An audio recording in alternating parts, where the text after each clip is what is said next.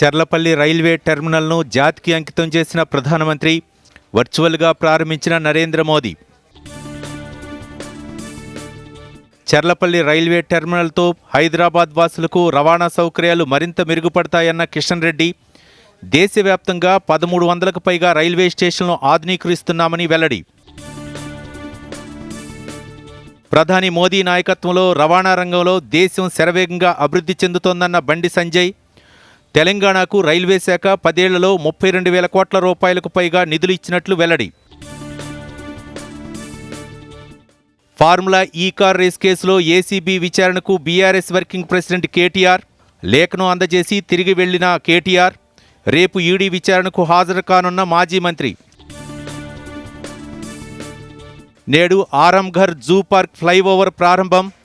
హైదరాబాద్లో రెండో అతిపెద్ద ఫ్లైఓవర్ను ప్రారంభించనున్న సీఎం రేవంత్ రెడ్డి.